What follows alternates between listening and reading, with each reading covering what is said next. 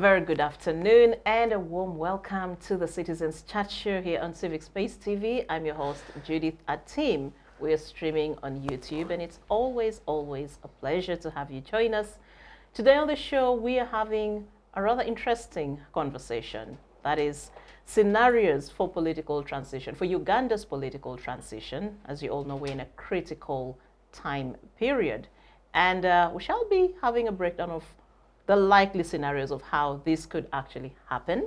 In the studio, I'm joined by my usual panelists. From my immediate left, Dr. Robert Ojiambo, head of the History Department at Kyambongo University. Good afternoon, Dr. Ojiambo. Welcome. Good afternoon, Judith. Welcome to the show. Good afternoon, viewers.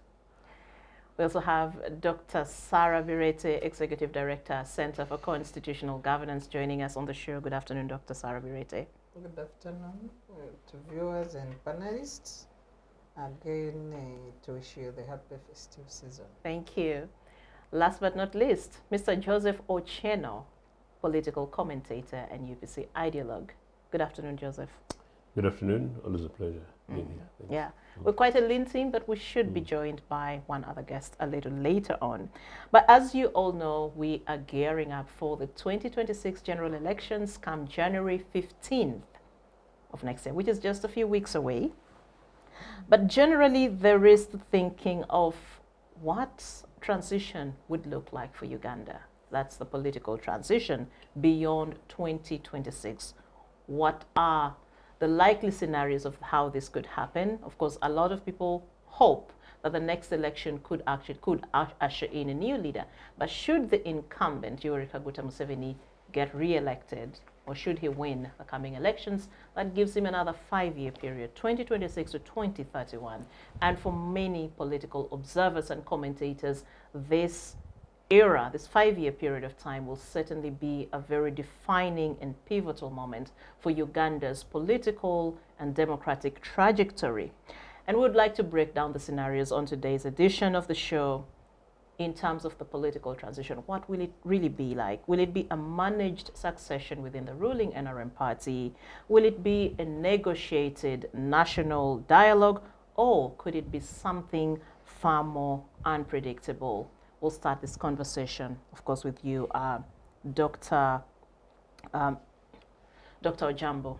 Your very quick thoughts, on the question of political transition in Uganda. Very complex. This is a very complex thing.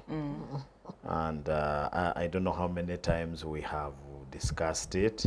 It's a back and forth thing. But allow me just take a minute to, in Uganda, you rarely have very good moments in the country. So last Sunday, one of my very good colleagues, Reverend Rubale, was installed as the Bishop of Busoga. And one of the most unique things is that he is the first to become a bishop at that age. Age 45. We wish him well.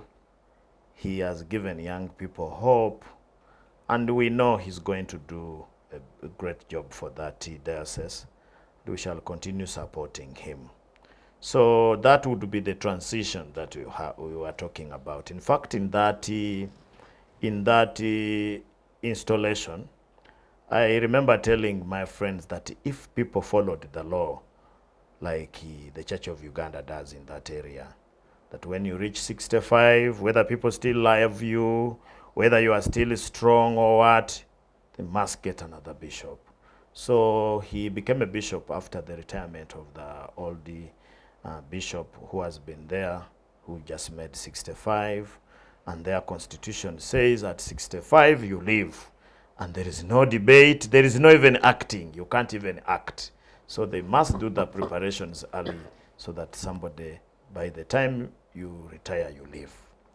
That would have been the best thing. And I think the Constitution of the Republic of Uganda had made that work easier by putting in 2-term limit for any leader who would come. Unfortunately, we lost it, and now we don't want to go back there. We need to look at the future. But the future has become bleak because of the fusion that I normally talk about. where the state has fused with the government and family. And therefore, it creates a lot of thinking. People now imagine, there are people who have imagined Uganda to be a kingdom. And there are a lot of stories that I've been hearing people say. Sometimes you don't want to believe them, but when you look at the look of things, you try to see that kingdom-like thing, where people think that the next leader of the republic will come from Seven's family. And you are forced to also listen and look at these people, because when you look at how things run, this morning we were discussing something with my friend, and we are saying if this was government, this would not happen. But he reminded me that here we don't have a government. Here we have a family system. So instead of a parliament passing something, you need to go and talk to one of the family members. And that family members, if he understands you, and they go in their family meeting and they accept whatever you are saying, it is implemented. It's not like in the country. So the transition, some people like Mao thinks that it will go like that you have to talk to some family members, and when those family members agree with what you are saying, then they give you a small thing, maybe like people are calling him, I remember Semuju calling him the facilitator of the transition, which will never be. So that is one scenario. And of course, it would be a very unfortunate scenario. Of course, our constitution is very clear. It does not stop anybody becoming a leader of the republic, irrespective of being whose son, so long as you're a citizen, you are 18, and you can go through election, you can be a president of the Uganda. So if the son of the president became the next president, there would be no problem if he has followed the right procedures. But unfortunately, those something called right procedures will never be in Uganda, because you have seen how he has skyrocketed to a CDF. I know he's a well-trained person. He has gone to Sandhurst. He has gone to so many military colleges. But you want to believe that being a son of the president must have facilitated that process for him to reach there. So that is one scenario. But you also gave another scenario where somebody comes from within. And within also you have to divide it into a number of layers. Mm-hmm. Is it within then UPDF? Because there are also some thinkings that Uganda cannot be led by a civilian. There is a group of people who think like that. And the CDF has said it several times. And many of his people who think like him, they don't imagine saluting a civilian. So there is a possibility of a coup happening in the country. We call it a self-ignited coup, like what happened in Democratic Republic of Congo, or what happened in Zimbabwe. The one of Zimbabwe would be the best if they would organize something like that, so that nobody dies. They organize amongst themselves and they say, Mwanangagwa, now you are the one in charge.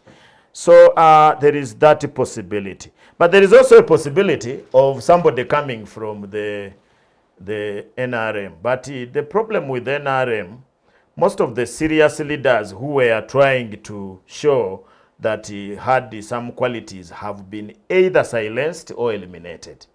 There are so many people who had come up and people were saying, I think this one would be the next president. I think this would be the next chairperson. And you see, if we had a plan to have a succession through the NRM, the president now would be allowing probably another person to become the chairman of the NRM.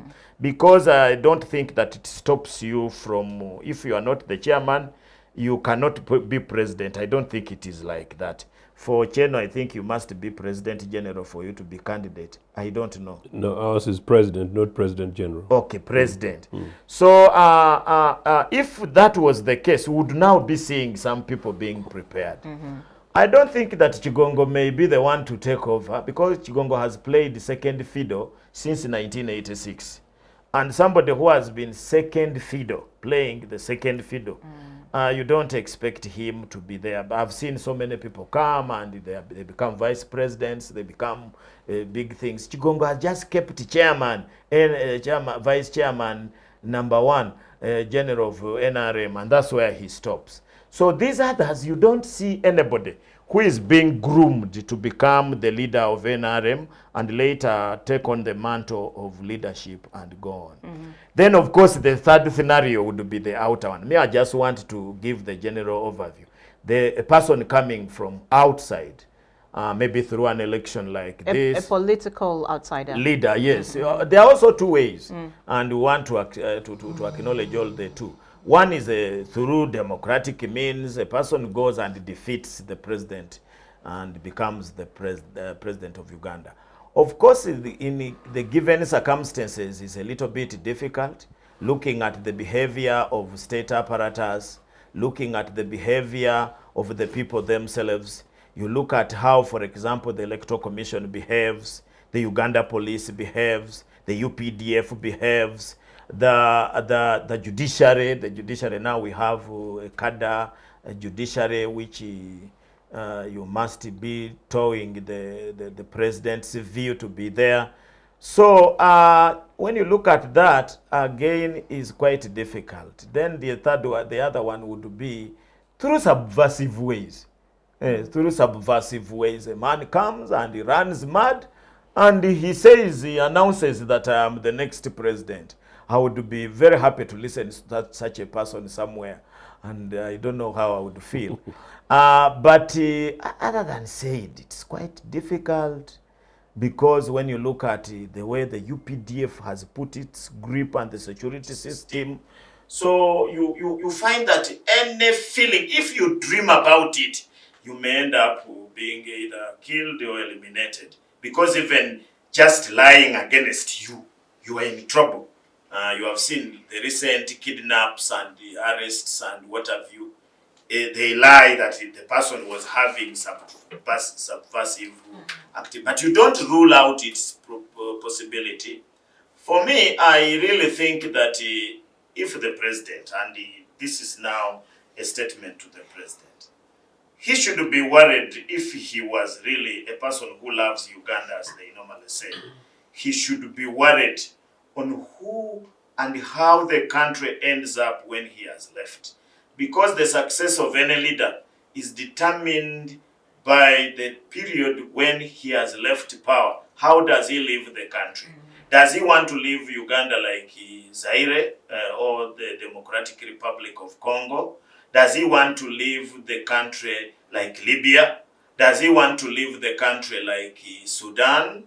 Does he want to leave the country like Burkina Faso and many of these African countries? Of course, when I give this long list, Mr. Ochieno normally doesn't believe in me, but African countries are a disappointment, a huge disappointment. I tell you, Judith, before Bashir was removed from Khartoum, Khartoum as a city was better than very many European cities, probably Brussels. It was a nice city, very organized city, very powerful. Now it is in tatters. So does President Museveni want to leave a country in tatters? And it is him, because of being in power for a very long period of time. If today he decided that he wants a good country, he can become a midwife to a very good succession if he wishes so.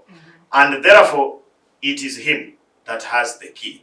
And if he insists, there are very high chances that Uganda can end up like Sudan. Thank you, Dr. Ojiambo. Dr. Bireete, you're a strong advocate for constitutionalism, but when you look at our current legal framework as it is, do you think a transition is even possible under the circumstances? Or would you think, or would you say that our situation is basically one where a person or an individual is the institution and vice versa?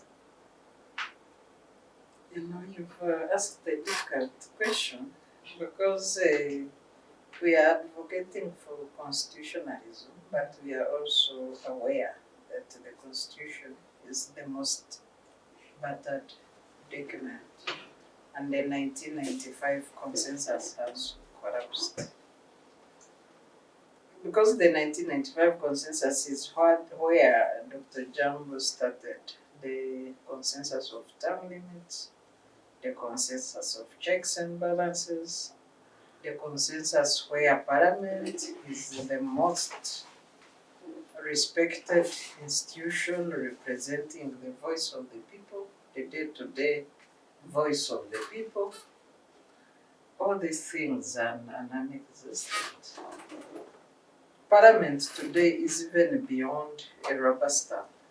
Yesterday they passed a 9 trillion loan with only 41 MPs. 41 out of 547. You know, absence of about 9. This is just 500. Slightly less than 10%. So these institutions that would promote constitutionalism are not there. But I'm also aware that constitutionalism needs 3 pillars or preconditions to exist. The first is the pillar of the people, who are mentioned in Article 3 of our Constitution, Article 1 and 3, that the people must do all it takes to protect and safeguard the Constitution and stop any other force or authority from going against the Constitution. We have failed as a people because the people envisaged in the Constitution do not exist in Uganda. The Constitution, the Constitution has been undermined left, right, and center. So as a people, we don't have that critical mass to stop any force or any authority from undermining the Constitution. We don't. So when you look at the other aspect of constitutionalism, other institutions, and I just gave an example of a parliament that has completely collapsed, you can add other institutions of governance like judiciary, which is struggling, like Human Rights Commission, like Electoral Commission, collapsed. So the third element are then the leaders who believe in the Constitution and profess authority of the Constitution. We also don't have. We don't have. If you asked the current parliament, and I know MPs are given the Constitution upon taking oath, a free copy of the Constitution, but ask them the functions of MPs. They will tell you to buy allowances, to build bridges where rivers don't exist, which is neither of the functions. If you look at the leaders, also the other weakness is the leadership of our political parties. Are they any better than the MPs? No. And so the leaders now that would protect, sound the Constitution to people's ears, refer to it, keep reminding everybody, also don't exist. So that's how our constitutionalism is challenged, and the only hope is with the young people, which we think they can come and create a new Uganda. But going back to the issue of transition and the building on what has been said, a normal transition in our case would have come through an election. Because we are a republic, we are not a monarch. But is this election where people will be voting after the first 2 weeks of the new year, is it capable of delivering a transition? Will the people's vote count? And do we have trust that the will of the people can be properly quantified in an election.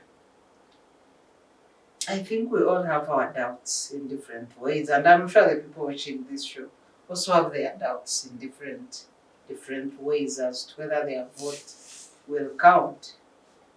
You can see the threats against voters, and it's good the Minister of Justice has clearly reasserted the position of the law, and we hope he can advise the Electoral Commission, which he supervises as a political leader, and advise Justice Byabakama to stop reading our electoral laws upside down and protect the rights of the voters, because that's the job of Electoral Commission, which they are abandoning to the army to pick voters like grasshoppers.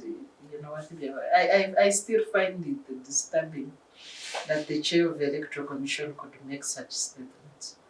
But having said that, does this give trust and confidence to the voters that their will be properly quantified, and that if Ugandans so wish to have a transition, that it can come through this election?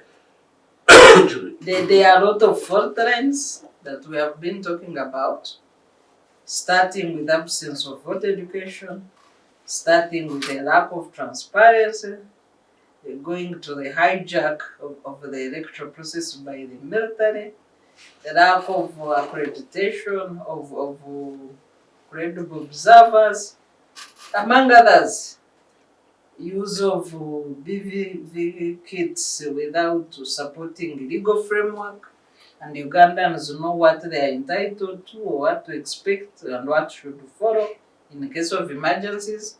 All that will be implemented by the Commission as hearsay, on a hearsay basis. So this affects the trust and confidence in the electoral process. The second option, when constitutionalism fails, you find that we go to the option, and the next best scenario would be a negotiated transition. I still believe that President Museveni is still committed to pursuing his ambition of a life president, meaning that the transition might come after he is no more. That's his ambition. Is it the wish of Ugandans? I highly doubt. So if that is the case, then you find that it will take strong negotiation and strong demand of the citizens to make him abandon that wish and the lifetime desire of his. Do we have the conducive environment for such a dialogue? It has to be created. It has to be created in a very assertive way for that to happen. The third option then becomes a party school. A party school, like we've seen in Benin, where a regime overthrows itself to give itself more life in power. They know they've run out of options, and they can only extend their existence in power through self-planned overthrow, normally done by blood relatives, a brother overthrowing another brother, a son overthrowing a father, and all these options are alive in our circumstances. And there's a family of 3 generals, they can overthrow each other just to give themselves more life. The other option beyond that would be a transition within NRM, like we have seen in CCM. Yeah, you know that party has gone off track, so even it goes off mind. Or ANC. That is my sister party. You mean CCM? It has gone off track. Okay. Yeah, it has gone off track. So you have a transition where a party says we shall keep power, but we change leadership within. That would be the third preferred, really. Third preferred scenario. So, but here we are, and you know, your guess is as good as mine. I know when researchers were doing the scenarios, they came up with the Mad King scenario. The name always makes me laugh. A Mad King is excessive impunity, like we are seeing. You know, in the Bible, you would read Nebuchadnezzar ran mad, he went and stayed with wild animals. But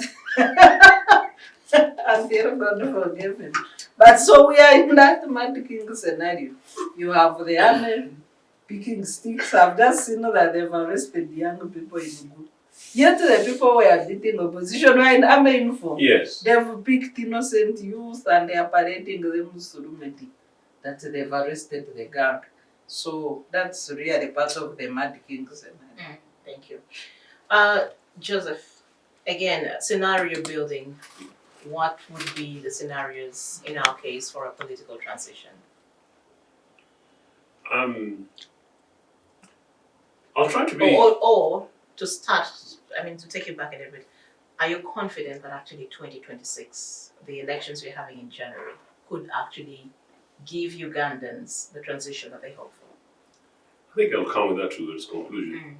But just in context, from the perspective of the topic, that a transition, a political transition, ideally should be, in the broadest sense, a change from one political system to another.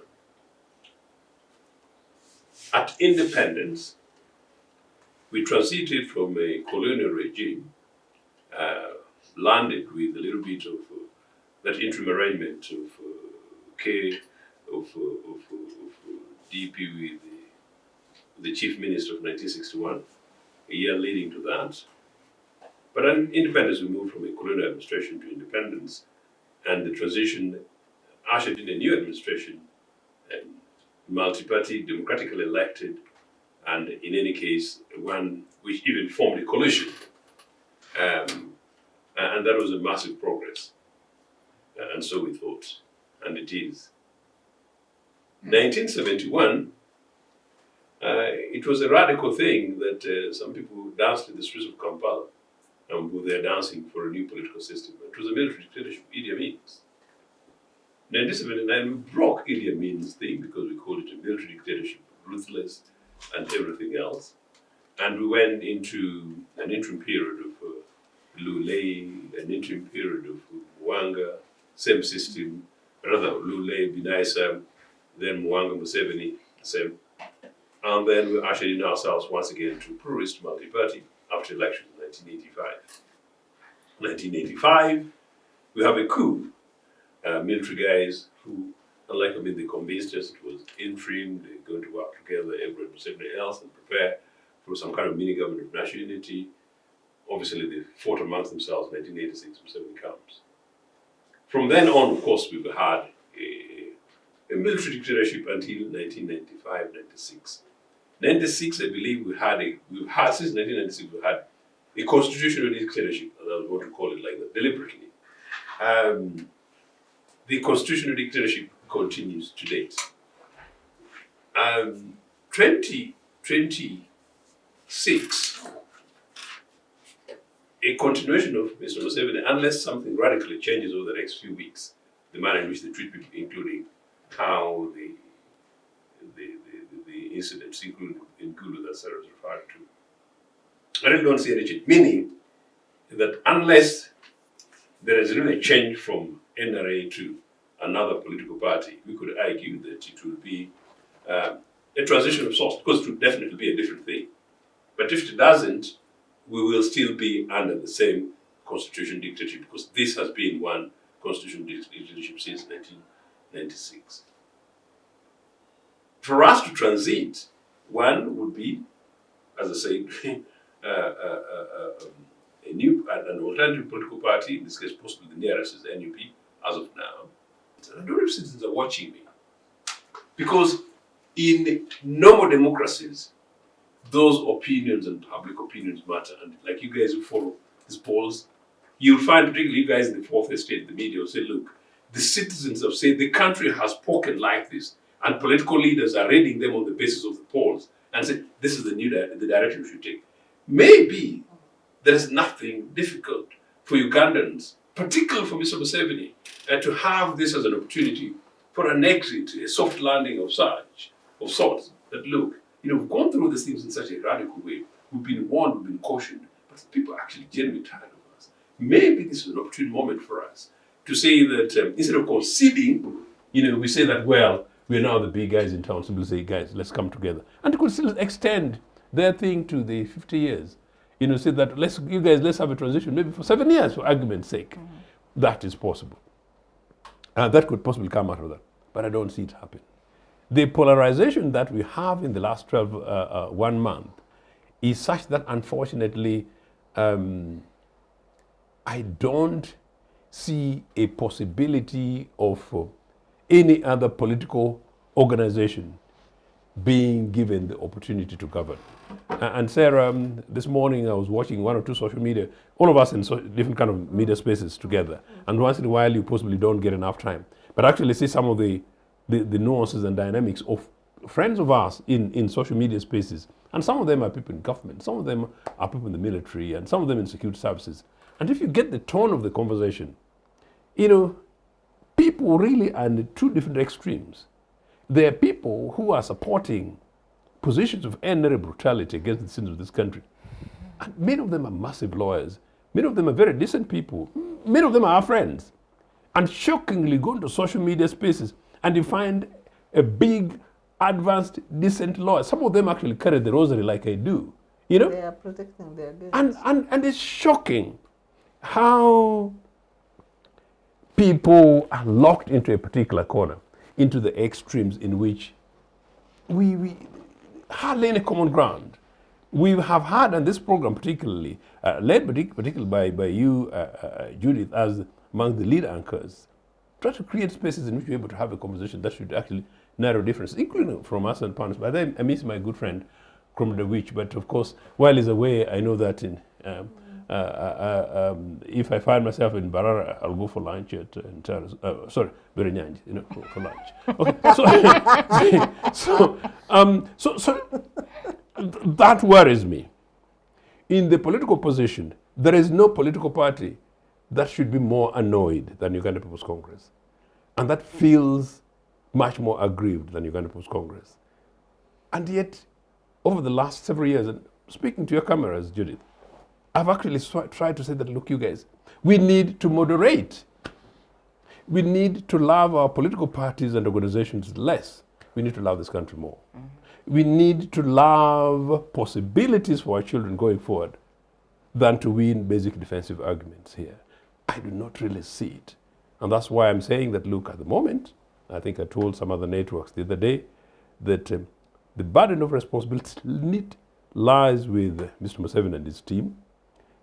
The second burden of responsibility lies with the primary opposition political party, NUP, because at the moment they are official leaders in the position, the nearest possible apparent, unless of course they're the massive shocks, in order to provide us with the tone and leadership as an alternative. But the total burden of responsibility lies with all political leaders, and indeed people in their spaces, fourth estate, civil society and academia, for us to moderate ourselves. But the problem is that does not happen like Mandela said, and particularly the Israeli Prime Minister, I really, really, really revere, but the guy was assassinated, Yitzhak Rabin. He said, you can only talk to your enemies. But he also said, in order for that to happen, you need to find a welcoming the other side. In other words, you can't talk to someone who's piercing your hands. And so that means that at the moment, the person most likely to pierce the hand is the NRM, and yet they're the ones who have lead burden of responsibility. Whatever form this takes, this country badly needs to change from a direction it has taken in the last 40 years. 40 years is such a long time. And whatever this access is, let's give these guys some medals for having stayed in power for a long time. But let them also allow Ugandans an opportunity to taste something else Okay. and fresh. Thank you. And you know, many times when the conversation on transition comes, of course, you get varying opinions about this. There are those who are for it. But there's also a section that says, you know, this is not the time for us to be talking about a transition. Uganda is okay just as it is. We have more pressing issues other than transition that we should be talking about. Dr. Ojiambo, what would you tell such a person? Because I'm sure you've also had these voices and these kinds of rhetoric. Of course, such a person does not understand the normal way of life. Judith, you know, animals were collected from all over the country and placed at the zoo at Entebbe. There they are given food, they are given water, they are given a lot of medical care and security. Nobody can touch them. But the moment an animal finds a place which is open, it will escape. It will escape Fend for itself. because Go to the wild. people are born with that feeling of freedom. Or things on earth want freedom. And in most cases, people want to know what happens if things are not the way they are today. I want to tell you that there have been a lie in this country that without Yoweri Museveni, the country is in tatters. That is a huge lie. I don't agree to it because no country can be formed in a structure like that. That a country can be formed for only one leader to be the only person who can keep security, who can maintain prosperity. In fact, in my view, this has let us down. Because if some of you support sports, or in specific sports is athletics. Athletics, there is always a moment for a talented player. There is no player that can be there forever. When people were watching Gabriel Selassie, they thought that there would be no marathon runner like Gabriel Selassie. But when this Kenyan came recently, he even broke the record which Gabriel Selassie had put there 4 times and broke his own 3 times. And with the support, he has even run below 2 hours. And people thought that, oh, if Kipchoge leaves, who else will win a marathon? Young people recently watched the last marathon Kipchoge ran. He looked like he has never run a marathon. In fact, he did not finish the last one that he ran in the German marathon. He did not complete. So unless a leader leaves, you can never know how many talented leaders have been kept at bay. Because a country can only have one president. The country can have only one CDF. The country can have only one prime minister. The country can only have one vice president. So until, and the staying of the presidency, in this case Museveni, has killed a lot of talents in my view. Yeah. Many people who would have been very good leaders, who have been, by the way, Museveni is very good in only one area, security. That one I can't doubt him. He has played a very big role in maintaining security of our country. But in many areas of economic planning, in areas of administration, in areas of strategic management, he has performed very dismal. And that's why we have potholed roads. That's why the country is operating in deficit. Sarah just talked about borrowing. The country is only run by borrowed money. They as if we do not have resources to run the country. So there the president has performed very badly. The president has performed very badly in as far as putting infrastructure or services that help people in health care. Uganda has one of the poorest health care system. No dignitary can be kept in this country when he or she falls sick. Right now, I know very many are in Aga Khan. I don't want to talk about people's health here. So in that area, they're not doing well. At one time, the country had a very good education system. In fact, in Africa, it was Uganda, Zimbabwe, and Ghana that had the best education systems in Africa. Now we are not there. Everybody was coming in from Rwanda, from Kenya, from elsewhere to study here. Now people are going to study elsewhere. So I don't really believe that let's be the way we are. Those are for people who are only in this country to benefit. I normally call them mereyalero, people who want something to eat. But people who want a country that is prospering, a country with very good health care, a country with a very good transport network. For example, the president has been promising us a railway network from when he came up to today. Should we give him 100 years to come up with a railway network? There is a good railway network right now in Ethiopia. There is a good railway network in Tanzania. There is a very good railway network in many of these African countries. He has shown that he has no capacity to do that. So you need another person. But also, change for the sake of change is not bad. Change for the sake of change. Even if he was the best, even if he was the Abraham Lincoln of this place, or Roosevelt, or any other good leader that you can imagine in the world, we would want some change. I have given you on this show a scenario where City Oilers is a basketball team, has won 11 in a row. This year, City Oilers was defeated in the final by Namuongo. And we were very happy in Kampala. At least we got a new champion of basketball in Uganda. But City Oilers is not a bad club, is not a bad team. But we want change. So me, I want to argue that, in fact, Yoweri Museveni has not been fair to this country.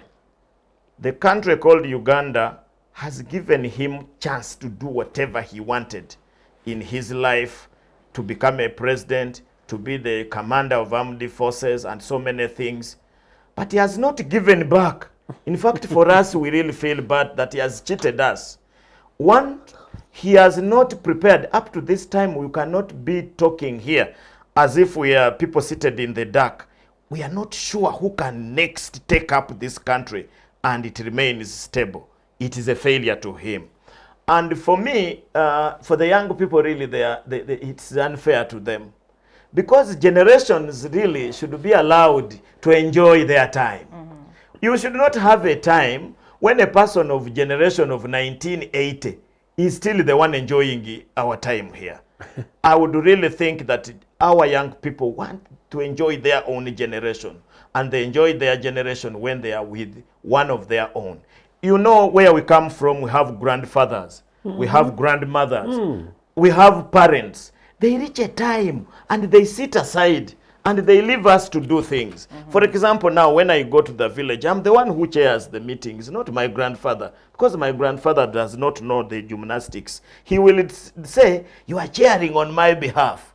But Yoweri Kaguta today would be very good to go to this Kololo and give a lecture about governance, give a lecture about security. I heard him yesterday. He was talking about training these young people on how to manage crowds, that they panic and they are not patient, and that's why they beat people. And I was wondering, how can Yoweri Museveni train an 18-year-old or a 23-year-old? Because to train, sometimes you need to demonstrate what these people are doing. Is he going to train them while seated? I saw him the other day addressing his grandchildren as if he was addressing a parliament. They were seated there and they were far away from him. It really shows you that there is a generation gap. And once a leader is of another generation, cannot help to solve the problems of that generation. So for me, what I feel is that for those who want the continuation of Yoweri Museveni, they have their right. They have their right, but they should also allow those who don't want to push their view, and if their view defeats theirs, they should keep silent. They should not get angry and beat them and disappear with them, do things which are really ridiculous. That is, people disappear for weeks. They have to take them in dungeons and break their hands and break their neck. No. What we are arguing for, we don't want to chase Yoweri Museveni by force that go away. We are telling him, let him just leave the systems and let the processes go on.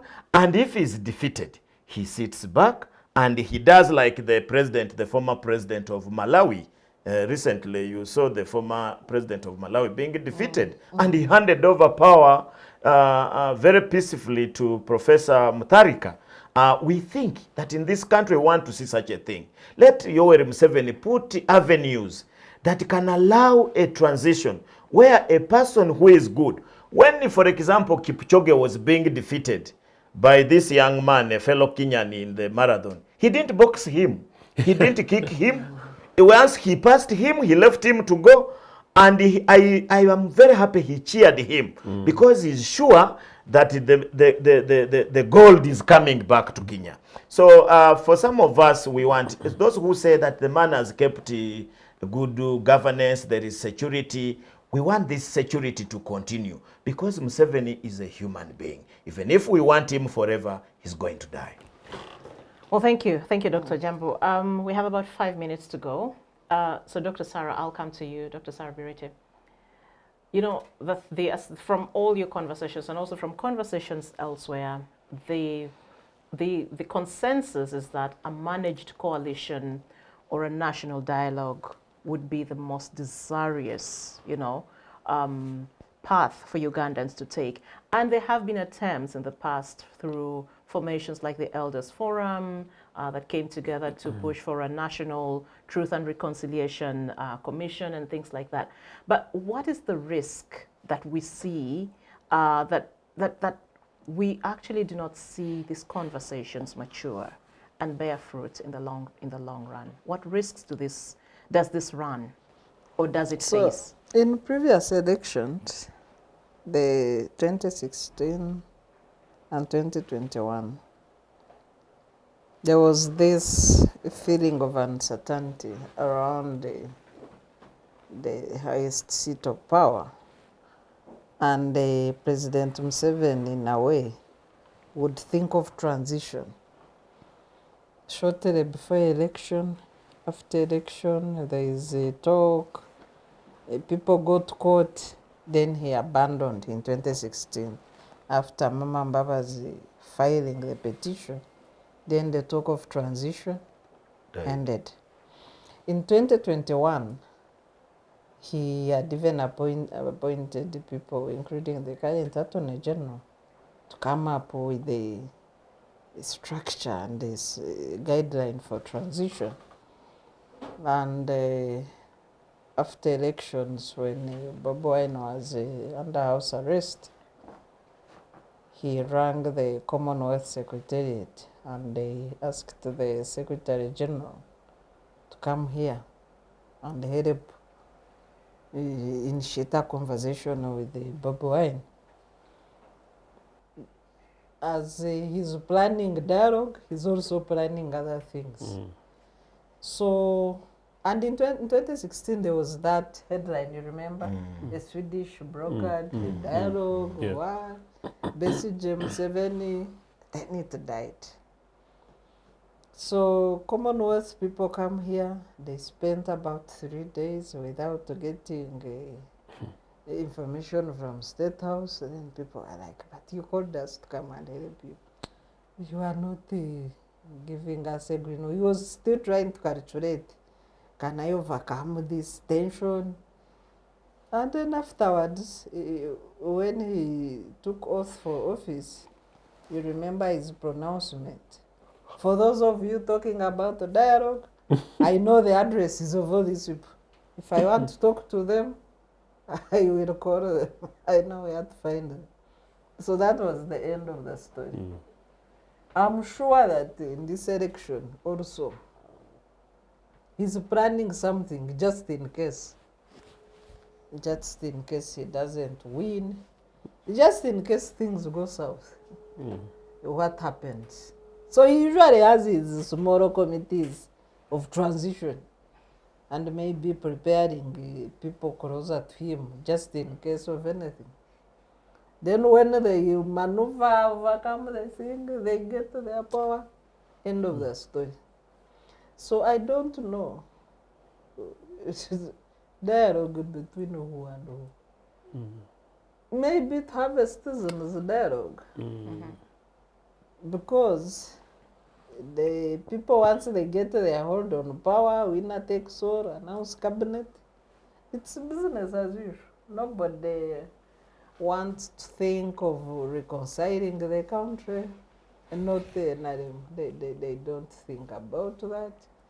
They don't want to think about grievances, deep-seated grievances of the people because of injustice, because of inequalities, because of violence, of state-inspired violence. And as we were coming here, I was reading that talk that Daily Monitor reprinted. I never wanted to become a soldier. I was an intellectual. But because of state-inspired violence, I had to save myself. And then I wondered, and I'm sure, I think I've posted. So I asked President Museveni on X, so what should Ugandans do today against state-inspired violence? Should we all create militias and arm ourselves? So you find that the situations going on in the country, they largely pronounced the tribal identities. Now, you find we are back to voting per region, people voting their person per tribe. You find the Banyankore saying, as much as we are not comfortable, but this is our person. The other people are threatening us. Then you reach Buganda and you're like, we have our person. So I don't know whether then now with the East they also have their person. I don't know whether they are going to vote for their person. So we are like federal, federated. Every part has their person. Others, their persons have merged with a thing like Guru. So, so you find that we are in this kind of context whereby if anybody wanted to navigate out of the current context safely, the safe landing is with a proper and genuine dialogue process. But who will convene it? Who will call it? Dialogue with who? Are the questions we must solve.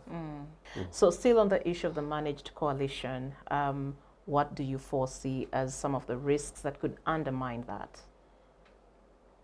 When you say the risks that could undermine it, the presumption here is that there is a process in place. I'm looking at the past, so just like the example I gave Sarah earlier, conversations to have a national dialogue that could, of course, usher in the but change.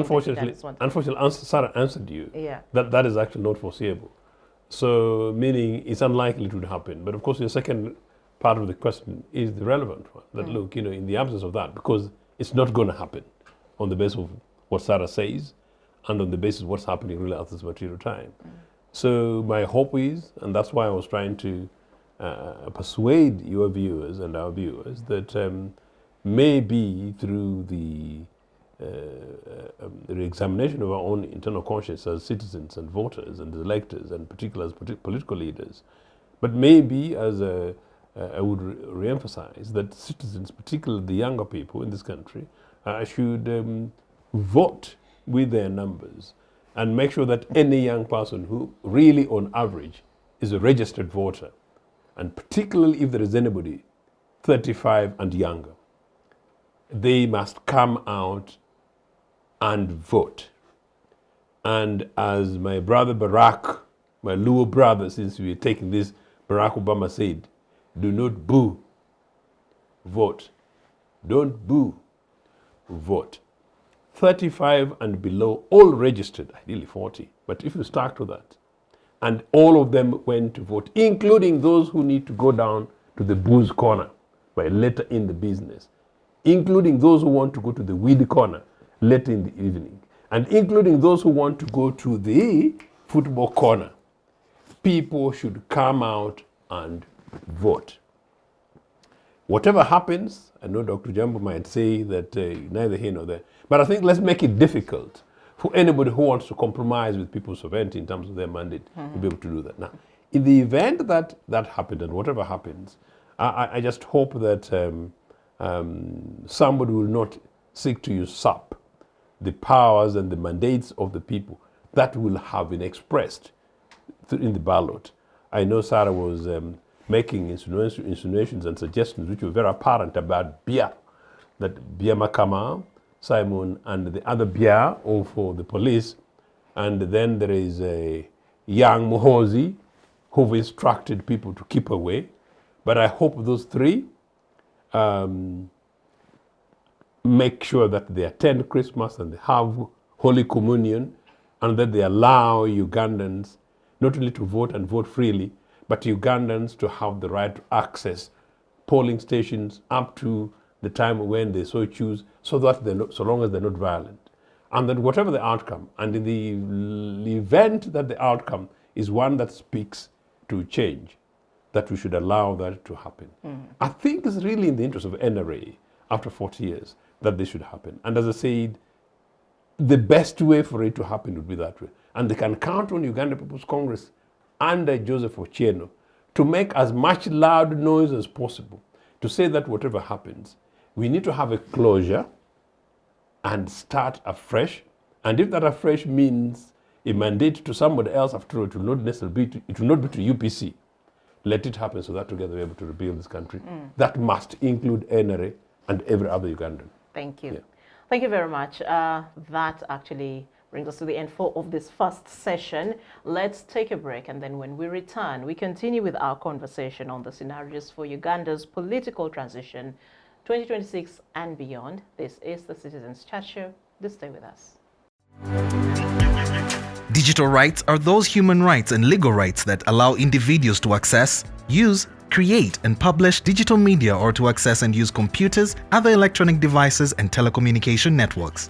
Digital rights include a right to freedom of expression, information and communication through technology, a right to privacy and data protection, a right to credit for personal works, a right to universal and equal digital access, a right to identity, a right to anonymity, a right to be forgotten, and a right for protection of minors, among others.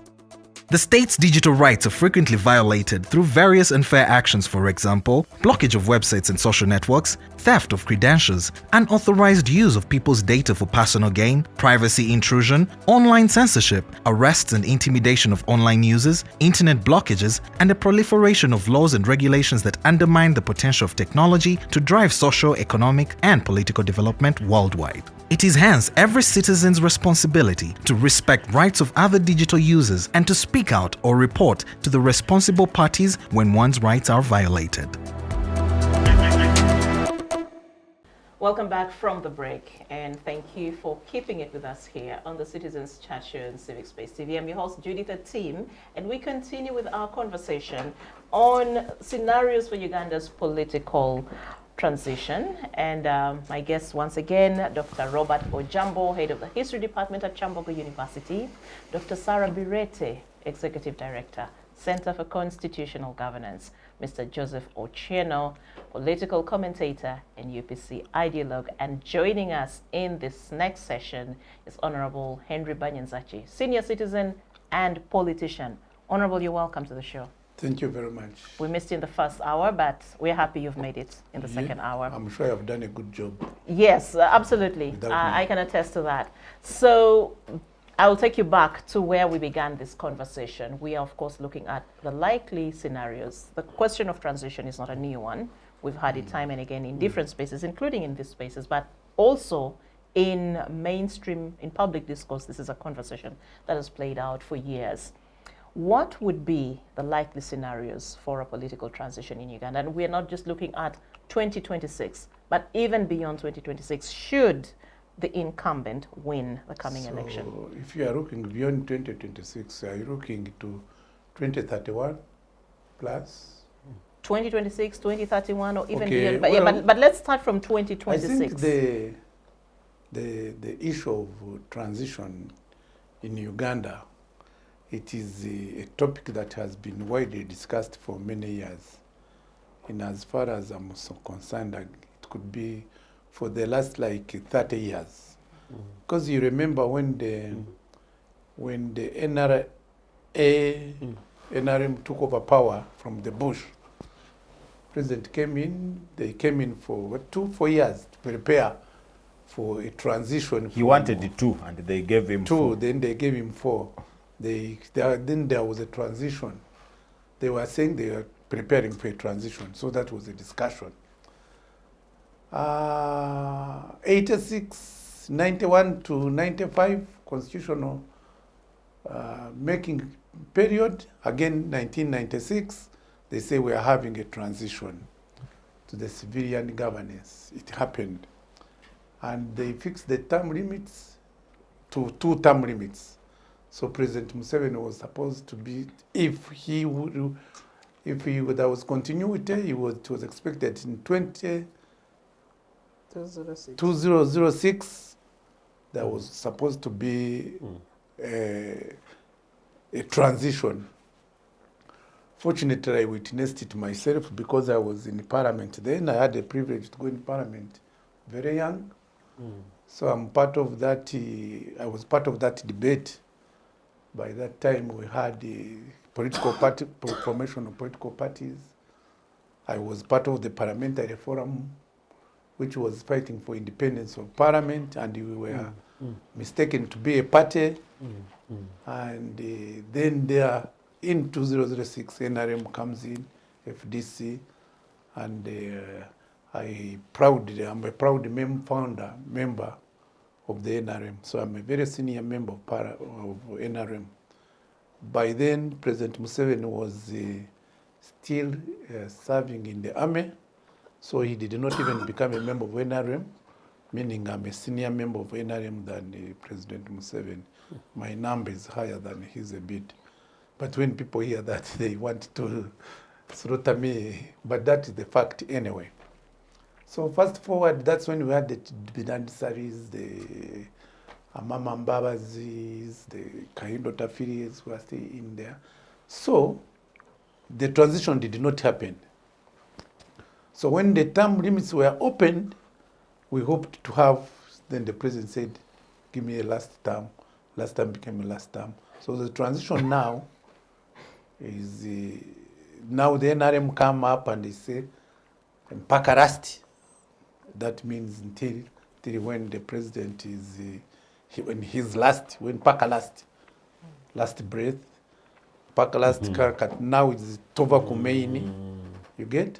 So in 2026 now, I have said, and I believe, and I'm convinced that President Museveni is going to win, because I belong to NRM, and we in NRM, we know, You don't lose. and we believe we don't lose. We are like no squatters. What was the no squatters slogan? You lose or we win. We either win or you You lose. lose. Yeah. So that is our slogan in NRM. We shall definitely win.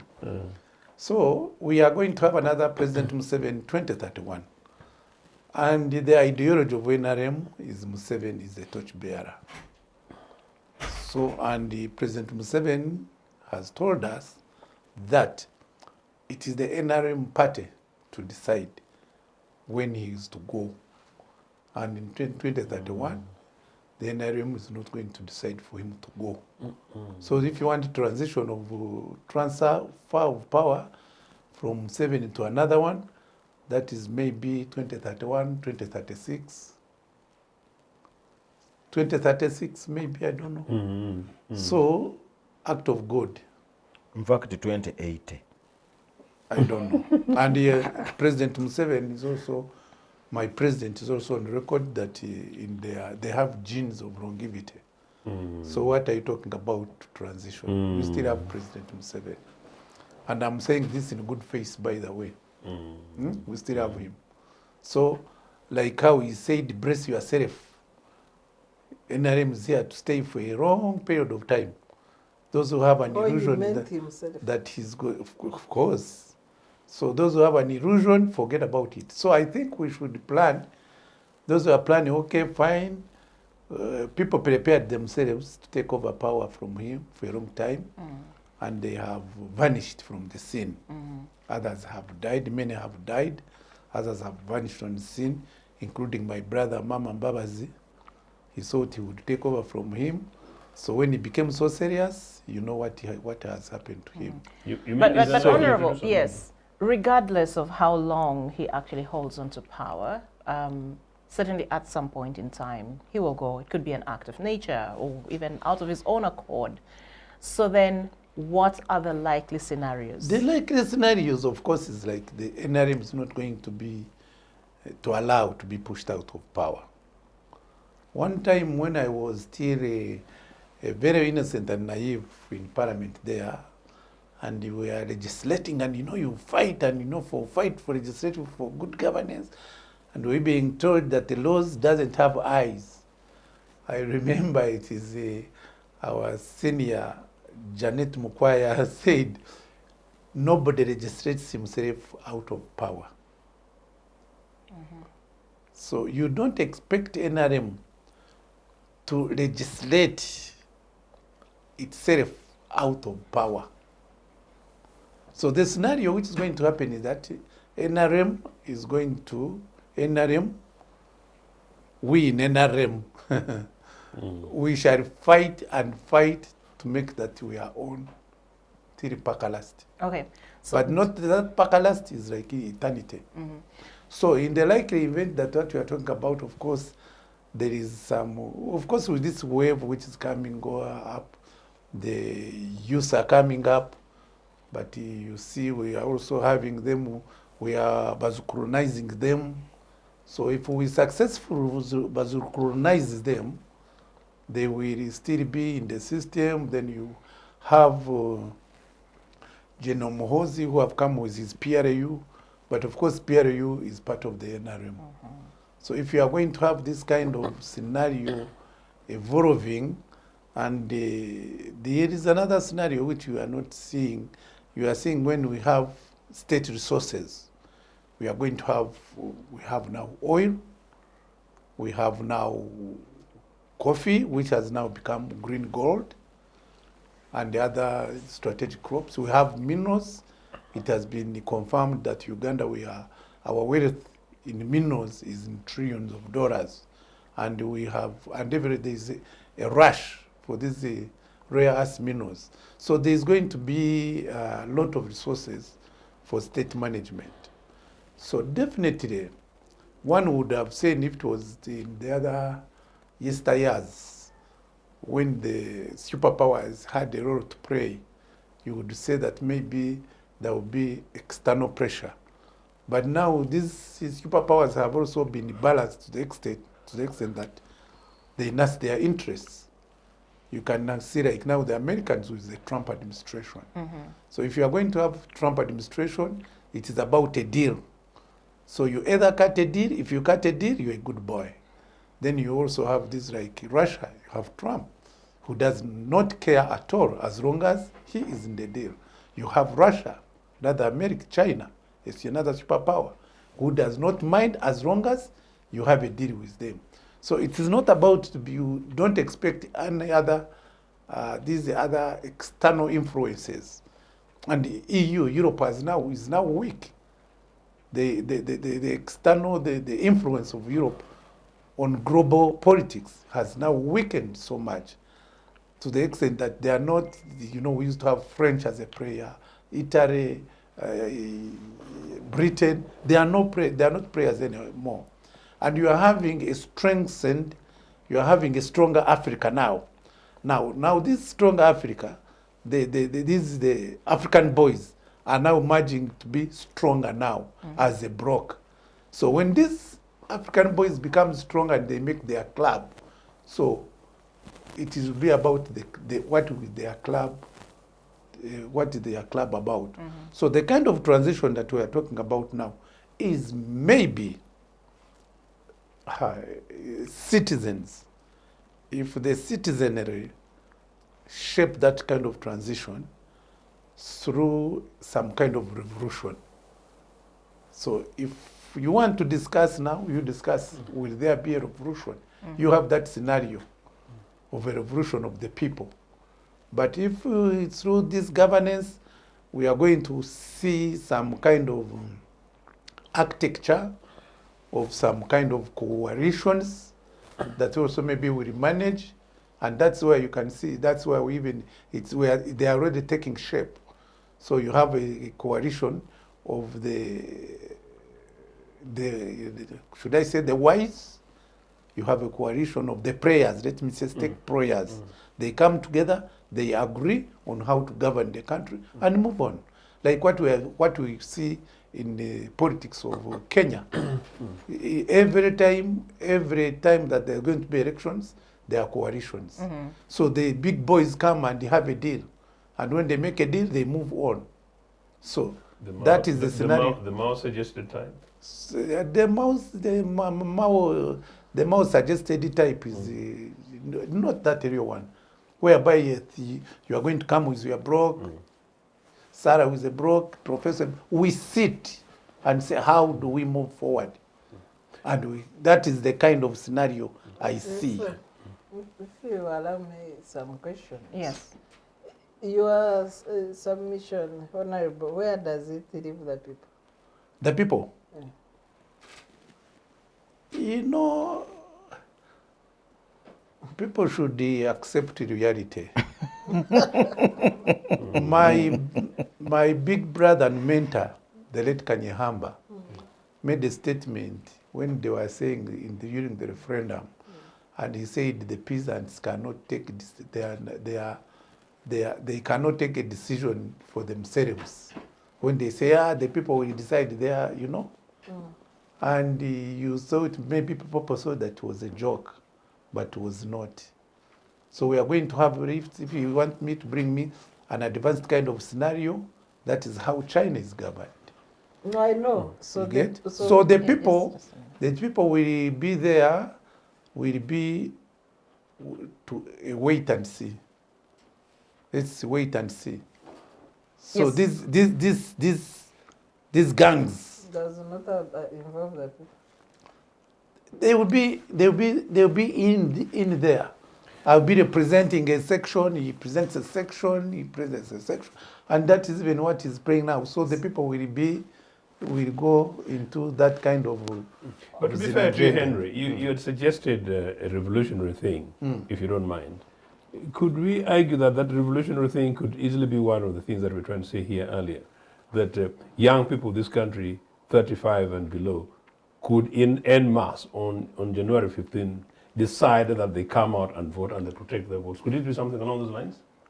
If such a thing happened, what do you think would happen? On 15th January Yes, next yes. month, Yes. they don't have that capacity.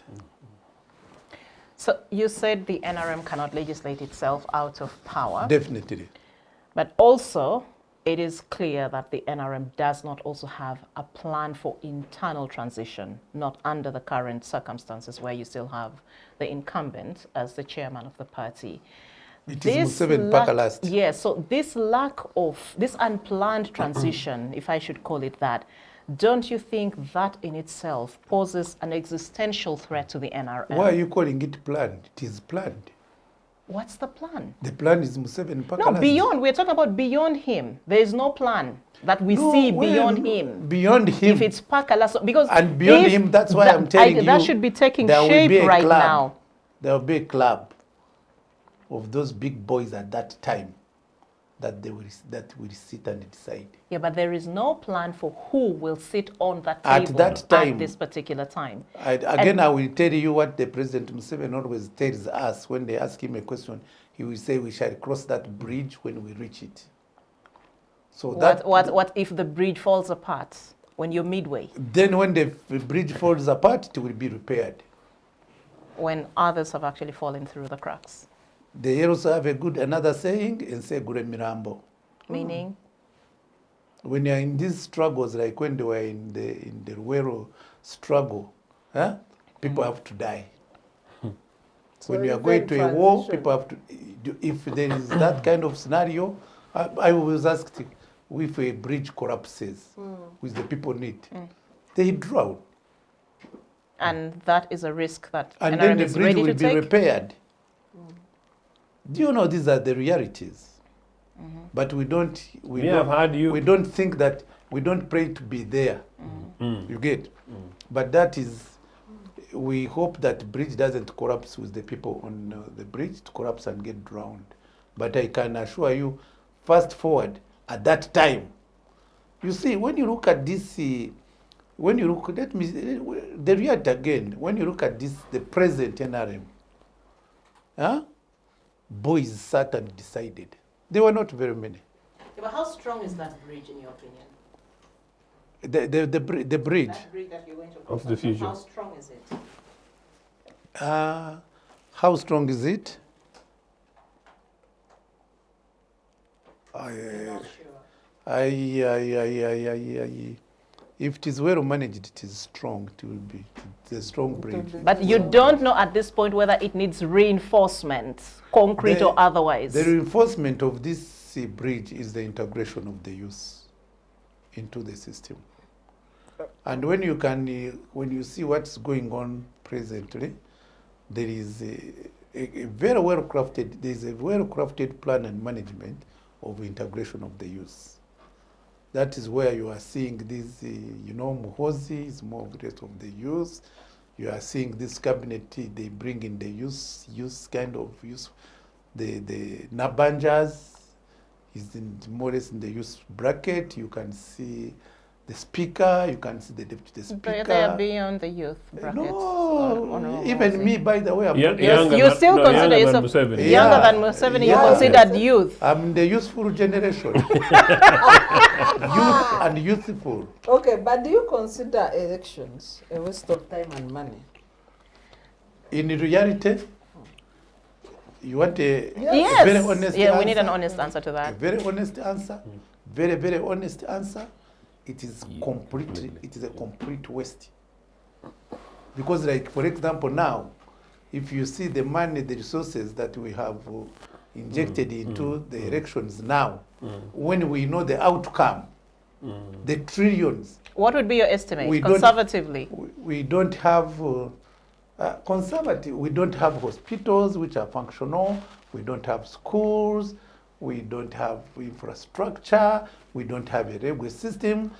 But because we want to praise the global players, the international manyawati nani, we are having this kind of elections, which we know the outcome. So it is a complete waste of resources. How I wish that there was a bold statement to say that no elections anymore. We were planning to spend 10 trillion. This 10 trillion is going to build a railway from Busia to Pakwach to Kasese. We are going to have our iron ore steel and factory. We are going to do this. We are going to build hospitals. We are going to build schools. How I wish it was like that, because it's a waste of resources. Just one last thing. Are you convinced that beyond NRM, that there's no other party or group of Ugandans that can actually lead this country That's other than why- NRM? That's why I told you about coalition. Beyond NRM, and actually this NRM's time is will be limited, because they have to accept coalition. Because, and as you have seen now, we have already accepted DP. DP has been swallowed by NRM. UPC has No. been swallowed. Individuals from UPC, not UPC. It's okay, we'll submit. UPC has been swallowed. FDC swallowed. You know, this is the truth. You see, Mao was telling you these kind of issues and say a coalition of the five of the willing, and he listed those parties. And then you have these small parties. You have the Mpuga making parties. You have He's also Manyawati. Swallowed. Mpuga is a nomenclature of some kind of thing to be swallowed in the future. He's So he's a representative head for of tomorrow. Swallowed. he's on the menu. He's on the menu. By the what? The crocodile? Huh? He's the new crop. That's a good thing. Or half of the body is No, he's in a the new- mouth he's of a new the crop. crocodile already It is a new crop which that is being bred for for dinner. Swallowed. being swallowed. So at the end of the day, NRM is a political crocodile. yeah. Crocodile is better. Dracula. Actually, Dracula. actually, that is a very good one. It is positive for us to call us a political crocodile. No, because Dracula. everyone will swallow. And that is why, these things are very serious. That is why, for example, the colors of NRM, I think, and I'm going to be very wise. The colors of NRM, at one time when we were discussing it with the president, Museveni says, to the rainbow. I think all colors. You answered rainbow. When you go at the NRM colors, they have everything, all Blue. colors. Every colors you get. That's why the To rainbow. ideological So meaning. all ideological, mwena tubaswallowinga. So calling us a political crocodile, that is okay Very with good, us. very Very good good. discussion, yeah. Because we swallow you all. Yeah. Dr. Ojiambo, Wow. I'll give you the Yeah, microphone now to of course, respond to Honorable listening Banyenzaki. to Honorable Banyenzaki, if it was a story of a book, it would be a very absurd story and a bad book to read. Oh, yeah. Actually, yes. Progress in a country like Uganda. Yes, every color. Yes, we have been like this for some time. I know the Honorable is just trying to be a realistic person and is giving what he sees and maybe his experience of what he has gone through and how things have ended. But for me, I want to argue, like a scholar in history, nothing happens linear like that. There is nothing that happens in a linear programming that is only left for computers. It is only computers that operate through linear programming of 0, 1, 0, 1, 0, 1, 0, 1. Other things, there is always a distortion. Just let me swing you a little back to the Roman Empire. The Roman Empire, at its peak, people thought that there would be no empire again. Today, if you try to trace the Roman Empire, in fact, it is only left in the cultures of people. But the powers of the Roman Empire have only remained at the Vatican, the smallest country in the world. When Napoleon came, and for students who do history normally relate Museveni to Napoleon, a man who comes from a very simple background and becomes a king first, then an emperor, and he starts building the empire in Europe. And everybody thinks that but he ended up at the islands at St. Helena, alone. In fact, one of his child that he thought would replace him, because also he had like a Muhoozi type, where they thought that that man would be the one to replace the father, died at 21. And up to today, Napoleon's empire ended there. And many, many others that have come up in Libya, people used to think that everything will continue. In fact, Gaddafi, I normally tell people that I was in the first time Gaddafi came here, I was a young man, and I had never seen a man phenomenal like Gaddafi. Gaddafi promised to arrive at Entebbe at noon, and the president was there at noon, because Gaddafi was supposed to arrive at noon, the first time he was coming to this country. At exactly noon, a plane came with the furniture. And they welcomed the furniture, and the furniture went. At around 3, another plane landed, and it had carried a band. And at around 5, the plane landed, and there were soldiers. And you were there? No, I was just watching on TV. And Gaddafi arrived here 5:30. I said, what a powerful leader. And Museveni, every time the plane would land, the president would go and stand in that tarmac to wait for his colleague who has come. And they would say, this is just furniture that has come. and they are going to. Which overload. airline was that? Of course, Gaddafi, did he use airline? Gaddafi used to fly in with his own jets. One time, Gaddafi was at the AU, the new AU, when they were now coming up with the idea of the AU. And there were two Gaddafis in the meeting. There was one seated in the tent and another one in the conference. And the people were wondering which one of these two is Gaddafi. So Gaddafi was such an enigma. But doctor, are you serious about that? Yes. You go and check. Gaddafi was seated and there was a pseudo Gaddafi in the tent. And when some of us tried to find out that it was for security purposes. So we had very many Gaddafis. So when Gaddafi was killed, some of us, we didn't know which Gaddafi was killed. And indeed, we don't know whether the earlier Gaddafi or the Gaddafi had died earlier. But the truth is that Gaddafi is no more. Even the ones who used to masquerade around as Gaddafi, they are no longer there. So there is nothing that is without the end. I want to assure you, Honorable, Except God. the NRM is going to have an end. And that end will come, and will come soon. You know, these are just things that are led by human beings. And human beings are not omnipotent.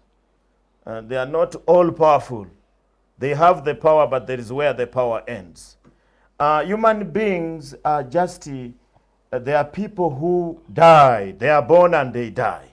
So bear that in mind, Honorable. Doctor, So I having know said very that, well. having said that, this country is larger than anybody.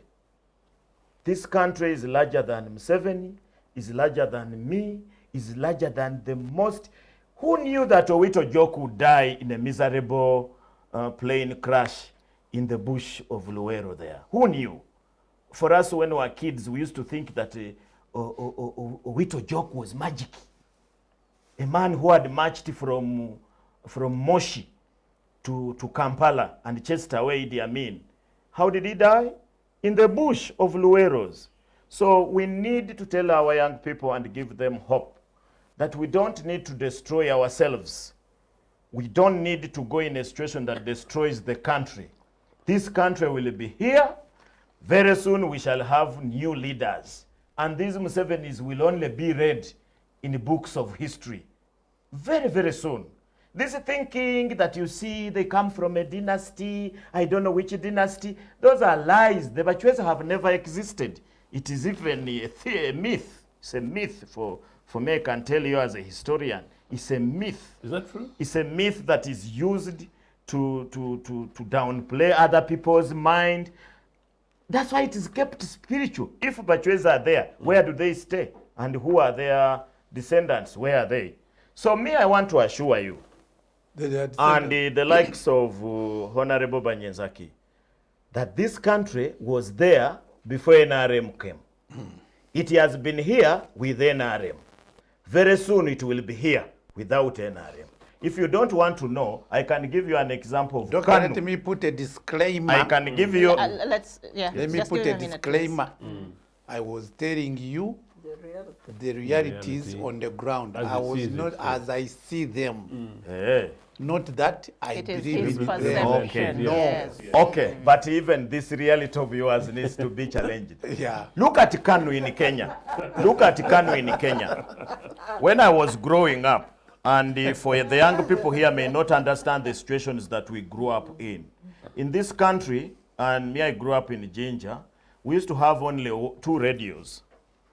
Radio Uganda and KBC. But KBC was more clear because of Lake Victoria to Jinja, was more clear than Radio Uganda. So we used to enjoy KBC more than Radio Uganda. KBC is Kenya Broadcasting Corporation. And there was a leader there called Moi.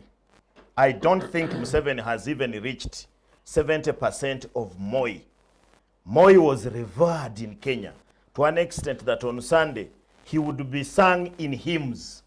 They would incorporate his name in hymns, church hymns. What about Kuku as a banger? That's another example. So they would sing Kanu and Baba Moi. The man was even a father of the nation. And some of us would imagine that all MPs in Kenya were KANU. The opposition had been sent out of parliament. Most of them were in jail. And it looked like KANU would be in Kenya forever. As we speak today, KANU does not have a single member of parliament in the Kenyan parliament. They don't have a single senator out of the 47 senators. They don't have even one. Because if you have not one, you cannot even nominate. You cannot even nominate. There is even ZANU. KANU is only limited in Baringo.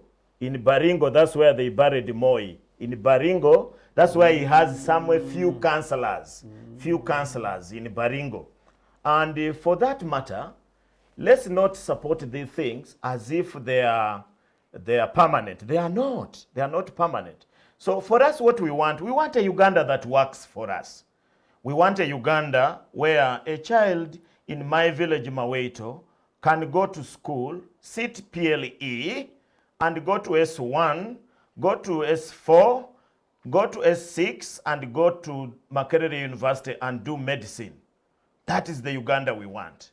We want a Uganda where I get out in the morning and I say I have an interview in Kampala at 8. I sit in a train and by 8 or 5 minutes to 8, I'm in Kampala to do my interview. That's the Uganda we want. We don't care who is the leader of that country. We don't care whether he's from NRM, whether from NUPU, whether from DP, whether from UPC, so long as that leader, and that's the transition that we want. We want that leader who does things that work for us.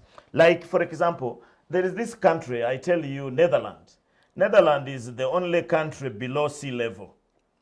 So if Netherlands was in Uganda and with these leaders of ours, it would have been submerged by water.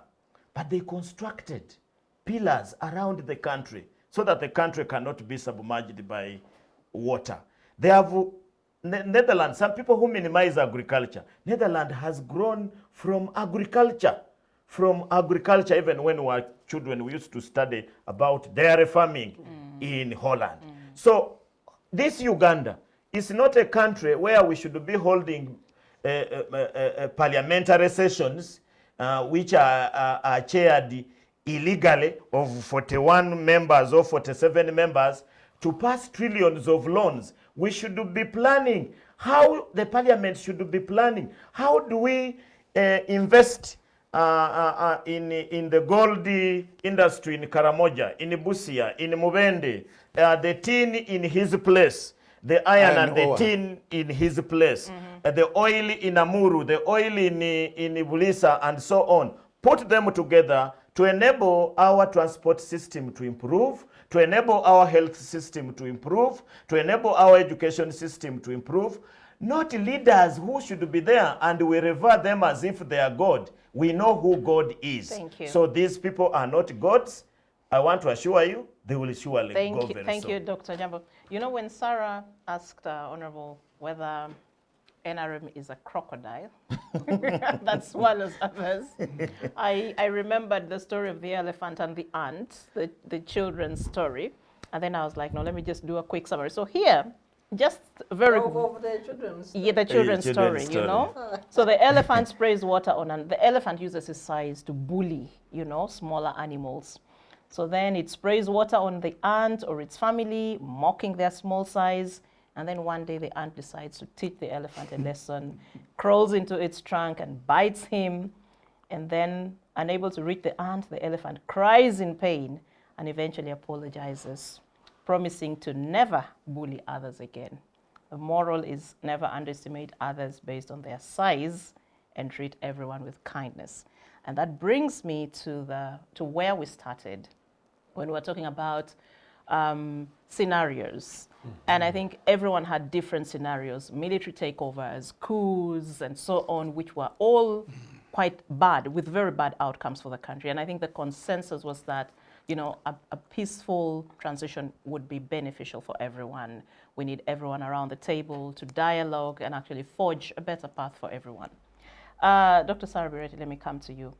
This issue of and I know Honorable has clarified that this is what he sees, Yeah. Yeah. not what he Not believes Not what in. he What believes Not what, in. yes, Yeah, not his I agree. opinion, and I appreciate that. But, and I'm sure a lot of people, so within his own party and even outside, would say they see these kinds of things actually. This is the reality on the ground. So But when you reach then- me, I'll give you my opinion. Yes, yes. So, but then the assumption that, you know, no other party or formation or group is better placed to lead Uganda other than the NRM. What do you think about that? You see, democracy needs guardrails, not chains. NRM is ruling Uganda through chains. Chains of swallowing other parties, chains of arresting people on trumped up charges, and Dr. Besigye has spent a year in jail.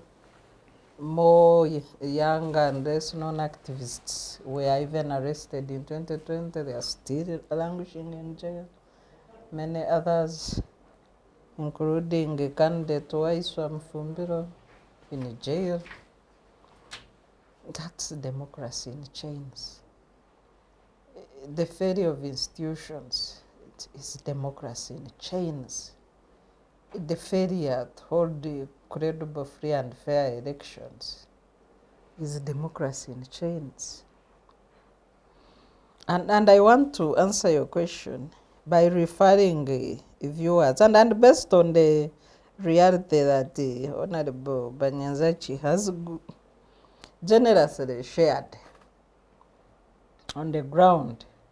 I want to refer viewers of this show to the film predicting the end of Hitler, the great dictator. And the main actor of that film, you know, sorry, I have taken long after watching it, Charlie Chaplin. So when you read the final speech of Charlie Chaplin predicting the end of Hitler, and in the intro of that speech was very powerful. And allow me to read a few things. I'm sorry, but I don't want to be an emperor. That's not my business. I don't want to rule or conquer anyone. If possible, I should help people. And then he goes on to, you know, denounce dictatorship, call upon, you know, people to unite, Jews, Gentile, black man, white. We all want to help one another. He critiques greed, which is at the height of, you know, the work of NRM. You know, and I was shocked when they came up with their slogan for protecting the gains. It was like calling upon all their corrupt membership to protect their roots. Because come and protect. And if you look at what they are doing, it's like you have benefited. Come and protect the other thing you took. Because Come and protect your roots. because really, I thought that it was the most funniest slogan a party could do. And when you look at their conduct, even the soldiers, even everybody is just protecting their thing for their stomach. So greed has poisoned men's souls, has barricaded the world with hate, has goose-stepped us into misery and bloodshed. And then his call for action was that soldiers and people should fight for liberty and not one another. They should fight for a decent world. And you know what our soldiers are doing. You, the people, have the power to create machines, the power to create happiness. You, the people, have the power to live a free and beautiful life. And this is what Ugandans need. And he called upon the people not to despair. The misery that is now upon us is but the passing of greed. The bitterness of men who fear the way of human progress. The hate of men will pass, and dictators die, And the power they took from the people will return to the people. That is the conclusion of that powerful speech. Whose speech was Charlie it? Sorry? Chaplin in the film The Great Dictator. about Hitler and where they predicted his collapse. I invite Ugandans to rewatch that film and dismantle the reality that the Honorable Banyenzaki has demonstrated in his opening submissions. Okay, thank you. Joseph, let me come to you as a representative of the political party on the other side, which is not in the ruling, which is not the ruling The party. one which has been swallowed. Yes, yeah, the one that has been swallowed, like you The said. first half was swallowed. The crocodile is halfway. The other people are out there, they are eggs doing like this. Remnants. Ochieno is the remnant. So, Joseph, what do you make of the I hope assumption? this does not defeat you today. Joseph, what? You need a powerful comeback. So, But that's what Sarah is talking about. So you guys instead of sympathizing with me, it's not funny, you know. No, got we it. don't start another part. so, Joseph, what do you make of Henry, the I trust you. assumption that they are the only ones capable of actually managing the affairs of this country, and the rest of you are not as good? I have just survived being swallowed by the Enere crocodile. But that said, there is no circumstance under which I would be swallowed, and there is no circumstance under which UPC could be swallowed. But the crocodile is real. UPC knows the crocodile very, very much. And Henry is very right that indeed the crocodile is there to play around people like bottled insects. But that said, Judith, in Nigeria, Obasanjo ruled. Shehu Shagari ruled from 1979. And remember, we had just gotten rid of Idi Amin, and it was an election in Nigeria. And as I can tell you that I started this game early. We were massively driven young people saying, haha, the military is gone in Nigeria also. And we go Shehu. In fact, Nigeria had a very good relationship with Uganda. Remember, elected in 1979, 1980, UPC is elected, and we had a Nigerian, fantastic, beautiful Nigerian student whom I found when I came from Miri over my eyes to start high school in Kolo High. And she would become a Nigerian diplomatic minister, and we used to call her Shehu because of our president. But of course then, Shehu is overthrown again, and the military. I found myself in exile later very quickly in the early 90s in UK, and two of my assistants continuously were Nigerians. And my Nigerian friends would always say, Joe, a civilian cannot rule Nigeria. And we used to argue. And I told them it was possible. Yeah, I'm in exile, and then Nigerians had rolled into their heads that a civilian cannot govern Nigeria. It's too complicated. The country is too complicated. The military is too entrenched, and democracy could not work. But by and large, Nigeria is somewhere mini-stabilizing. And I remember one meeting, I know we are short of time, one meeting in which I was invited by the head of the information in Nigerian High Commission to a big event in London. You know, these guys really do big things. And somehow, this guy genuinely thought that because I'd been formally invited by their mission to still military, I would speak nicely about them. I used it as a platform, actually, as an African liberation speech. It was an extraordinary thing. This guy came and just patted me, later said, fast forward, this is the reality. The idea that nobody can manage this country except NRA is an emphasis by Henry of what NRA guys look at, not necessarily his opinion, and I hope not. But that is actually something which is genuinely being pushed, and the Ugandans ought to watch this, genuinely being pushed, because there's another terrible nonsense being pushed, that this country cannot be governed by a non-military person. And that continues. I reject that nonsense. And young Ugandans, you don't need to be armed, you don't need to be militarily trained, All you need to do is to have your energy, your strength, your intellect. Go to Dr. Ojiambo's university. You guys get trained. You learn. Let's be civil. Let's come together. Join political parties. Predominantly come to UPC. Let's go through elections. Elect a government, ideally a civilian government, led by an average Ugandan with a mandate.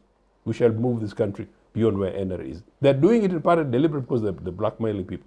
In any case, there is evidence that what UPC did in 12 years, NRA has failed in 40. And even if you give Museveni another 10 plus 12, they will not match what we did to this country. The security thing is actually another blackmail. NRA came, ruled this country militarily for 10 years, but there was genocide in northern Uganda. Another 20, the country is just relatively mini-stabilizing. And if you see what they're trying to do through the electoral process, right now, how to face Chekulenyi with a bunch of predominantly young people, you don't call it security. It's brutal dictatorship. So it's not sustainable. That said, I think that political parties have got challenges. I agree with you that UPC is in trouble. My leadership has been held hostage by the military for all this period of time. But UPC members are there. DP has been swallowed. But I meet a number of people in DP, and I don't want to speak unnecessarily for them because I might misrepresent them. I think it's possible for pluralism to happen in this country. NUP guys, whatever happens between now and elections, I really hope that they're able to consolidate as a political party in the event that they don't win an election. That they consolidate as a political party, remainstream themselves, learn from us. We are available to teach them systems and institutions and structures and how political parties and organizations work. All other political parties, particularly those ones that are not counted, of course, have removed UPC from the list of Norbert Mao's, but if those ones that Norbert Mao mentions and they manage to escape and release themselves, no, we need a national alternative. We basically need a national conference in this country in which we're able to have a discussion. And there's a program in which we did, I think Judith, you hosted a program. I don't know whether, or you're planning to host a program in which a suggestion is sweepingly made, and I think it is by Henry here, that we should, this program should lead on a national dialogue, a national reconciliation. We need a national dialogue. We need national reconciliation. We need a Truth and Reconciliation Commission. We need an environment in which various political parties and organizations in this country come together, including churches and other institutions, so that we're able to settle, heal, give confidence to NRA, so that we have a genuine debate in which Ugandans are governed with their mandate. That mandate is open, free, fair, democratic processes, and the leaders, in the event that some of them are people who were once upon a time in security services, that is fine. But the criteria should not be because somebody has learned to train to kill, and some of them are experts at killing, and then they become generals, and then they want to come out and boss and boo because they want to control. Because that's blackmailing Ugandans, blackmailing Africa. Africa is going to be liberated by ideas rather than people's capacity to release bullets. Thank you, Joseph. And then the 5 minutes for you, then we can conclude. Your opinion now, okay? Wow, that was fantastic. not your opinion. Now we Absolutely. want what you believe in. Tell them, those who are, because they may construe it, that was my opinion. Yes. I was being asked the reality of the moment. And the doctor had almost swallowed me. Crocodile. So you see, even NRM can be swallowed. I'm not a crocodile. Can be swallowed, yeah. Of course, those ones, he's saying even NRM can be swallowed. Yeah. Many have been swallowed. Okay. They have been swallowed. Including my big brother Babazi was swallowed. They have been swallowed. Why, what has happened to him? Including us, by the way. You've also been swallowed. We have been swallowed. Anyway, Okay. my opinion. Your head is in the stomach of the First of all, doctor, what you are saying, I 100% agree with you. Nothing lasts forever. Nothing. The Roman they talk about them, the Roman Empire, the Ottoman Empire. When it comes to the present, the Gaddafis, the Mobutu Sese Seko, Zabanga, Mugabe, nothing. And I can assure you that even my president also knows that he will not last for forever. Because at one time, we had a debate, and we say, show us the leader. He told us the leader will emerge. Yes. He told us, why are you bothered? A leader will emerge. And he was encouraging us to be ourselves and show capacity. For him, he's not about to anoint anybody. He said a leader will emerge. He knows that. So therefore, there will be a leader after President Museveni. He will emerge. And as you are saying, it won't take long, because in nature, you can't fight nature. So therefore, I agree with you. Even NRM will have its time, it will go. If you see the current scenario now, what is this thing of General Muhoozi? What is it? PRU. PRU. PRU is already threatening the existence of NRM. And PRU has given a notice of NRM, please go. We have come. We are now here. So what are you talking about? Already NRM is on notice. That's why you could see a clash between my big brother, Kahindo Tafire, with Geno and Ishno. And I say, you will go. We are pushing you. So already NRM is on notice to pack and go. By who? PRU. Geno Muhoozi, son of President Museveni, has already given notice to his dad, please pack and go, I have arrived. So what are you talking about? So these things you are talking are a reality. So even the transition you are talking about is a reality. It will come. So and now therefore, for me, I have always urged that you guys, we are just here wasting your time. You are there, Kakundi in UPC, at least I don't know where you are. Sir is there, wants to be neutral. It's high time we came together and we form our own. Governance vehicle. Because it is our time and we are dilly-dallying. And our time has come, but we are here dilly-dallying. You know? I see my friends, I have discussion with my friends, the Sechkuvozi, the Tinkasimire. What are we doing? It is time. I one time had a discussion, very young, with the president. I met him by accident and we had a one-on-one. And he chased everybody. And he asked me, that was the day I was playing my role as a member of parliament oversight and what. I said, guy, he said, no, what's wrong with you? I said, Mr. President, he came here, I was a carefree bad, as I am now anyway. Always. I told him, but Mr. President, if you were me in my shoes, you took power when you were 42, and incidentally that was the age I had, and I'm now 42. Would you accept these things that are happening now? The conclusion was, what was his answer before you? His answer then was say, no, you see, you are right, but can you channel these things through the right forum? No, through, because we are covering Kigezi. Through Mbabazi or Hope. I said, me, channeling my idea, I was a member of parliament. I channel my views through Hope and Mbabazi. I said, how? Those are the guys that we are fighting with. And then he said, okay, direct. And I could have direct access at that time and surprised many because they could not believe that at that age, with the views I was holding, rebellious, I could have access to the president. And when we had, during those days, we had very good discussion in the caucus. I'm told they are no longer there because we would challenge him direct. We could challenge the caucus would be lively. So it's high time that we come together, and the generation that it's high time. And me, I believe the next government that's going to put things right definitely will not be the NRM. Of course not. It will be a coalition of us. It may not, I may not be in that coalition because you are saying I'm not a youth. But I can assure you, my children, my sons, and my daughters will form that coalition.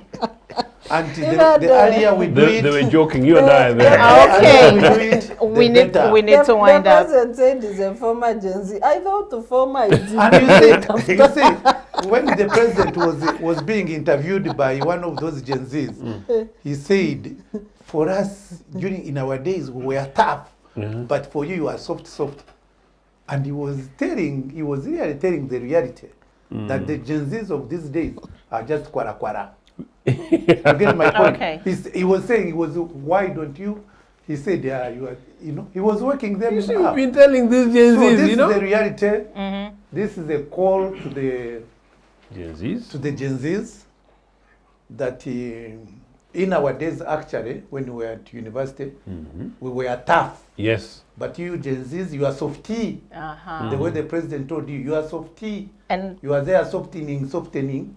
Now it's a high time that we have a convergence of ideas. Like when we used to university, we used to be motivated, a convergence of ideas, and see how do we take this country forward. So it's a high time. You leave your TikTok, you go, we have the ideas, we make a coalition of the willing, we see how we who are transiting into the elderly, senior citizens, we guide you, we do a fusion, and we take this country forward. thank you. And time is up. So in just 30 seconds, not more than that, let's just conclude. Starting with you again, Honorable. Just 30 seconds, very quickly. Time is on our side, you Gen Zs. Don't waste that time with your TikToking. Come, we sit together, we have a convergence of ideas, and then we see how we take this country forward. Thank you. Time is on our side. Thank you. Stop Honorable. wasting time, which is so precious. Thank It you. will never wait for you. Joseph, Gen 30 Zs, seconds. you are on your own. Young Ugandans, you're on your own. You just need to mobilize, organize, get up, get off the fences, come mainstream yourself, go and vote, don't boo, go and vote, and make sure that, yes, you begin to follow ideas rather than individuals Thank and you, personalities. Dr. yes. Sarah Bireete. I think the people should assert their sovereign rights and take back their country. Dr. Ojiambo, 30 seconds, please. I think the chance for transition is to take what Honorable Banyenzaki is saying. People just need to come up and decide what they want our country to be. Thank you very much to you all, my panelists, for your insights on our conversation on the scenarios for Uganda's political transition. Of course, we're just counting down weeks to the January 15th, 2026 general elections. And of course, this is a very important conversation that ushers us into that time and beyond. My name is Judith Atim. Thank you very much for being a part of the Citizens Chat Show. We'll be back next week, same time, to join us. From all of us here in the studio, we wish you a pleasant afternoon.